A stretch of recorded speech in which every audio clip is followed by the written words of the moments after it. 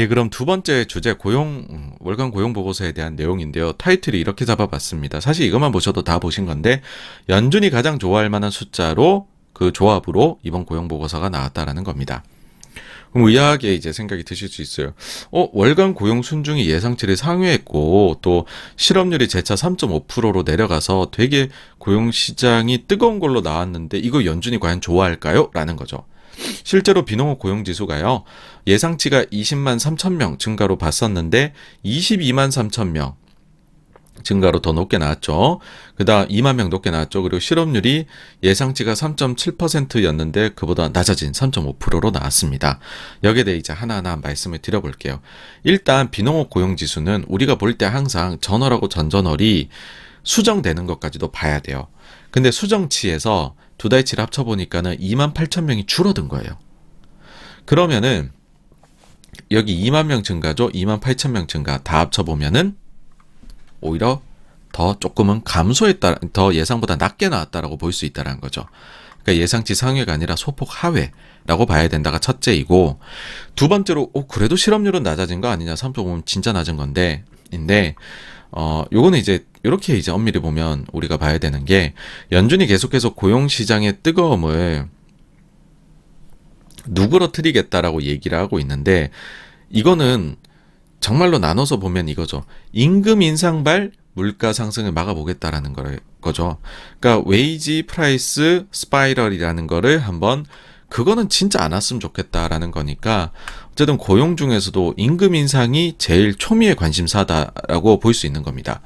그래서 현실적으로는 그럼 임금의 인상을 좀 누그러뜨리려면 잡 오프닝도 좀 줄여야 될 거고 실업도 좀 늘어야 될 거고, 그래야지 이거 좀 경기도 좀 하강해야 되고, 우리가 당연히 생각해 볼 수 있는 선제 조건일 수 있잖아요.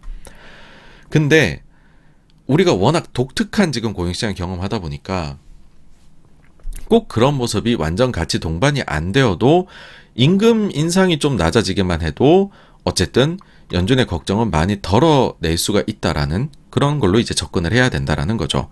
그러니까 지금 이게 뭐 이렇게 주장한 분들이 꽤 많이 나오는데, 연준이 반드시 실업의 상승을 원하는 것은 아니다, 뭐 이렇게 뭐 학자들 중에서도 얘기들을 해요. 그러니까 그 논리를 말씀을 드리는 겁니다. 그리고 또 현실적으로 봤을 때 인플레 잡겠다고 했다가 초과상관 다 태울 수는 없는 거잖아요. 다 태운다는 게 이제 침체가 깊어지는 건데, 침체를 걱정하면 침체는 실업이 제일 크게 작동한다고 여러분들 말씀드렸잖아요. 너무 실업이 증가하는 것도 사실은 급격한 침체에 대한 걱정이 생겨나기 때문에 좋지는 않다라고 말씀드릴 수 있을 것 같네요. 여기에 이제 실업률이 좀 낮아졌어도 사람들이 그 정도는 용인해 줄 수 있어 라는 얘기가 나왔던 건 오랜만에 경제활동 참가율이 올라간 것 때문이기도 합니다. 그러니까 왜 이런 일이 발생했을까, 구조적인 이런 문제가. 그거에 경제활동 참가율이 낮아진 게 원인이 있다라는 거죠. 그러니까 미국은요, 지금 일하려는 사람이 왜 이렇게 사라졌지? 이게 최대의 관심사거든요, 고용 쪽에서.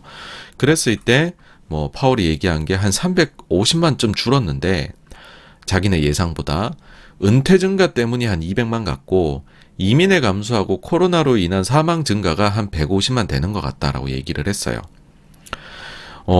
이제 이게 사실은 이제 원인들이 다 이렇게 나눠보니까 그런 거긴 한데, 여기에는 또 이제 파이어족의 증가도 있긴 하거든요. 자, 근데 그 사람들 현재 일할 수 있을 것 같은데 왜 일자리로 안 돌아오냐 이거예요. 그러니까 도무지 사람들이 일터로 돌아오지 않는다. 그러니까 기업들은 사람을 구하기가 어렵고 임금 상승률이 계속해서 높아질 수밖에 없다. 또 적재적소에 쓰일 사람이 부족하니까 공급망 교란 문제도 계속해서 발생하고 있고 이게 인플레를 계속 자극하는 것 같다라는 거예요. 그래서 궁극적으로는 경제활동 참가율이 올라가는 거를 연준은 매우 매우 환영합니다. 과거에 이제 몇 차례 파월이 얘기한 적도 있고요. 실제 여러분들 보시면은 이번 코로나 위기 전에는 경제활동 참가율이 여기 있었어요. 근데 코로나 때 딱 두들겨 맞고 그 이후에 회복세가 나타나고 있는데도 불구하고 이전 참가율 수준을 지금 아직 회복을 못하고 있고요. 심지어는 그 중간에 나왔던, 회복 중간에 나왔던 것보다도 지금은 낮아요. 특히나 최근 올해는 전월 수치가 또 수정되기 전에는 원래는 이렇게 내려갔었어요. 근데 그게 전월 수치가 상향 조정되고 올라온 거예요. 그러니 이거는 연준이 굉장히 반기만한 요소다라는 거고, 이게 올라가면 사실은 고용시장에서 임금 상승률 둔화가 같이 나타나게 되는 요인으로 일반적으로 알려져 있거든요. 그러니까는 뭐 더더욱 좋아할 수밖에 없겠죠. 자, 그러면 이제 이날에 제일 관심을 받게 됐었던 임금 증가율은 어땠느냐 하이라이트인데, 평균 시간당 임금 증가율이요, 예상치가 전월 대비 0.4가 늘어나지 않겠냐고 보았는데 0.3이 늘었어요.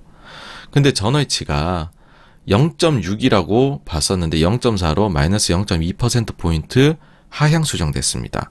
그러니까 전년 동기 대비 숫자도 많이 내려갔죠. 그러니까는 생각보다 크게 내려간 거예요. 그러니까 단순히 예상보다 0.1 차이밖에 안 나네가 아니라 수정된 것까지 보게 되면 크게 내려가 버리게 되는 것이죠. 여기에 대해서 한번 시간을 되돌려서 우리 한번 보시도록 하죠.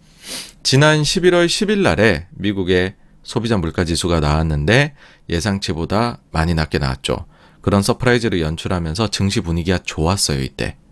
근데 한 달이 조금 안 된 12월 2일 날에 미국의 월간 고용 보고서가 나왔는데 평균 시간당 임금 상승률이 내려오는 것 같더니 올라가 버린 거예요. 그러면서 완전히 분위기가 냉각이 됐었습니다. 이러다가 임금이 재차 올라가면 코어 인플레이션은 잡기 어려울 거고, 그러면 임금발 인플레 발생, 코어 쪽에 특히 서비스 쪽 인플레이션, 이거 계속 높을 것 같은데 이거 못 잡는 거 아니야? 그런 생각이 퍼져나가서 증시에 상당히 큰 부담 요인이 됐습니다. 그 이후에는 증시가 하락을 했었죠. 실제 그때 당시에 요 12월 2일 날에 자료가 발표가 됐었을 때 당시 평균 시간당 임금 추이는 어땠냐면, 전년 동기 대비로 봤었을 때요, 8월은 5.2%, 9월은 5.0%, 10월 4.9%로 조금씩 내려오다가 11월에 5.1로 다시 올라간 거예요. 그러니까 시장이 이때는 야, 이거 심상치 않은데 이렇게 얘기를 했던 거죠. 근데 그 올라갔던 11월 숫자가 이번 발표에서 수정이 됩니다. 자, 수정 후 추이입니다. 이번에 발표된 거. 자, 전년 동기 대비 8월 5.2, 9월 5.0, 10월 4.9, 11월 5.1이 아니라 4.8, 12월 4.6. 잘 내려오고 있었어요. 알고 보니까 11월에 재차 올라갔다 그래가지고서 12월 FOMC에서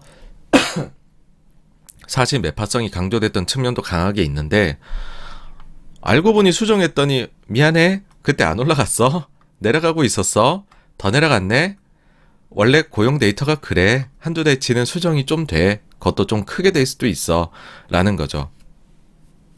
솔직히 좀 속았다는 생각도 들 수 있어요, 데이터를 보신 분들은. 그리고요, 이게 퀀트 투자를 어렵게 만드는 요소이기도 합니다. 그러니까 제가 데이터도 많이 보고 하지만 저는 퀀트 베이스로 투자는 안 하거든요.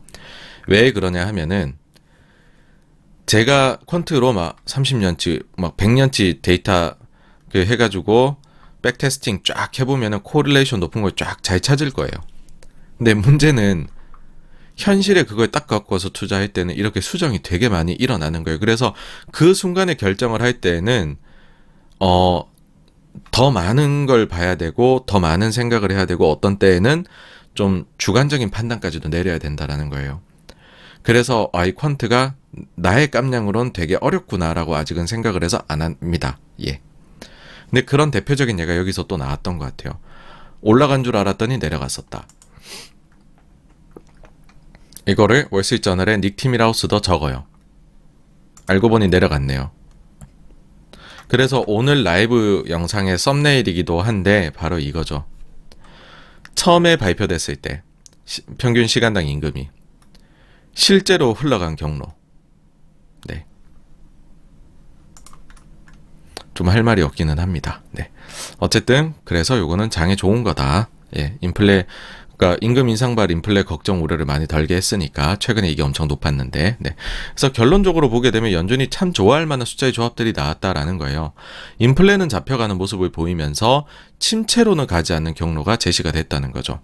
임금 상승률은 둔화됐어요. 인플레 안정. 고용시장에서 고용의 순증이나 실업률은 침체로 가지 않을 정도로 적당히 괜찮은 숫자가 나왔어요. 그리고 경제활동 참가율은 증가가 나와서 이게 공급망 교란의 해소나 임금 상승률의 안정을 가져온 데 기여를 할 수 있을 것 같다는 거죠. 또 추가적으로는 보통 이제 고용시장이 좀 둔화가 나타날 때 함께 나타나는 대표적인 데이터가 평균 주당 노동시장 이게 이제 하락하면은 이제 쿨다운 되는 걸로들 일반적으로 보는데 이게 34.5시간에서 10월에, 11월에 34.4시간, 12월에는 34.3시간으로 계속 내려오고 있다는 거예요. 그래서 이제 이게 과거 평균치보다도 이제 내려와 버렸습니다. 이 점을 역시나 또 팀 라우스 기자가 지적을 했죠. 그래서 여러모로 봤었을 때 연준 입장에서는 진짜로 좋은 데이터 나왔다. 예, 위원들 참 좋아하겠다 싶었고요. 다음으로 마지막으로는 사실 그 임금 상승률이 이번에 둔화가 나타났는데 그게 이제 초미의 관심사였잖아요.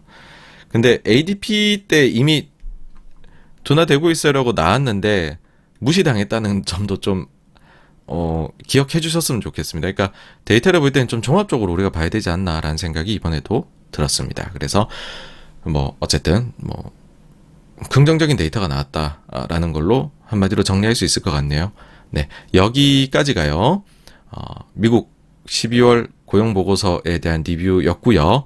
다음으로 넘어가 보도록 하겠습니다.